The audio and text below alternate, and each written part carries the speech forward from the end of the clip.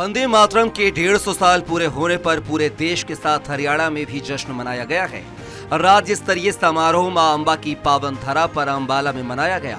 इस समारोह में प्रदेश के मुख्यमंत्री नायब सिंह सैनी बतौर मुख्य अतिथि शामिल हुए हैं।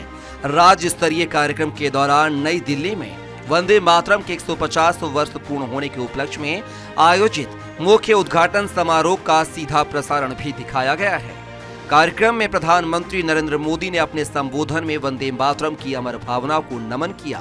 उन्होंने राष्ट्रीय गीत वंदे मातरम की 150 वर्ष पूर्ण होने के उपलक्ष्य में वर्ष भर चलने वाले इस समारोह का शुभारंभ किया तथा स्मारक डाक टिकट और सिक्का भी जारी किया।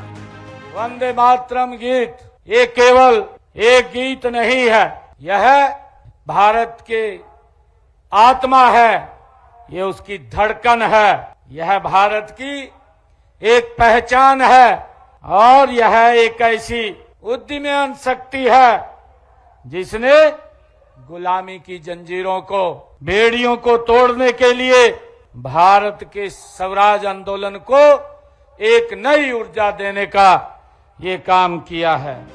नायब सिंह सैनी ने कहा कि वंदे मातरम केवल एक गीत नहीं बल्कि यह भारत के स्वराज्य आंदोलन की चेतना का उद्गार है।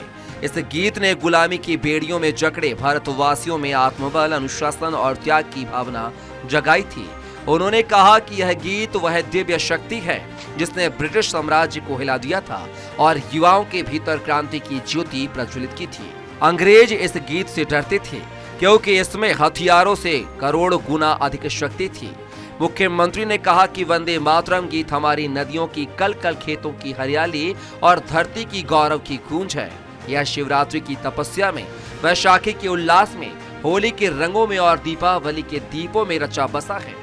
वंदे मातरम गीत आत्म बल का ये शंखनाद है और इसी गीत ने अंग्रेजों के साम्राज्य को हिला दिया था।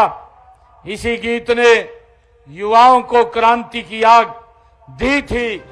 मुख्यमंत्री ने कहा है कि कुछ लोग वंदे मातरम पर आपत्ति करते हैं। उन्होंने कहा कि यह लोग भारत की संस्कृति, आत्मा और राष्ट्रीय गर्व को नहीं समझते।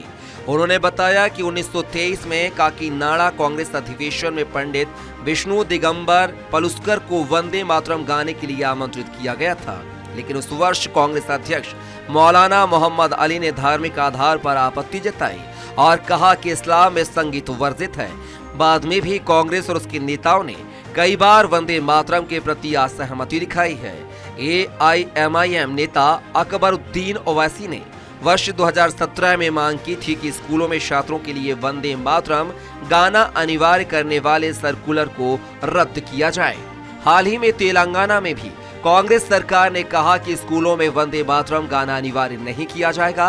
उन्होंने कहा कि इसी तरह वर्ष 2019 में मध्य प्रदेश में कांग्रेस सरकार ने सचिवालय में वंदे मातरम गायन पर प्रतिबंध लगाया था। उन्होंने कहा कि वंदे मातरम कोई विवाद नहीं बल्कि मां भारती का प्रसाद है। कांग्रेस की सरकार ने सचिवालय में वंदे मातरम गाने पर ये प्रतिबंध लगा दिया था, परंतु इन लोगों को समझना होगा कि वंदे मातरम कोई विवाद नहीं है। जो जिस प्रकार से इन्होंने इसके बारे में कहा भी है, विरोध भी किया है, परंतु ये कोई विवाद नहीं है।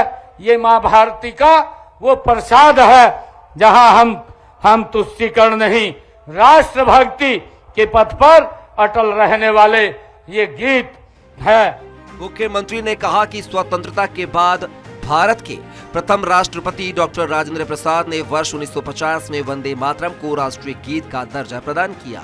उन्होंने कहा कि किसी भी राष्ट्र की प्रगति इस बात पर निर्भर करती है कि उसके नागरिक अपनी मातृभूमि से कितना प्रेम करते हैं।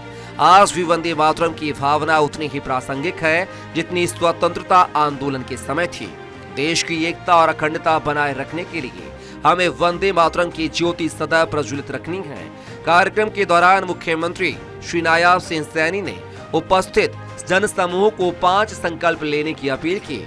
इसमें भारत प्रथम, समग्र और संतुलित विकास मार्ग, अंतिम व्यक्ति तक न्याय, अवसर और सम्मान, स्वदेशी और नवाचार के आह्वान के साथ राष्ट्र विरोधी शक्तियों के प्रति जीरो टॉलरेंस की बात कही। मुख्यमंत्री नायाब सिंह सैनी ने वंदे मातरम पर जिस तरह से सार गर्भित बातें की, उससे लोगों को लग रहा है कि आने वाले दिनों में हरियाणा सरकार वंदे मातरम को लेकर विशेष कदम उठा सकती है।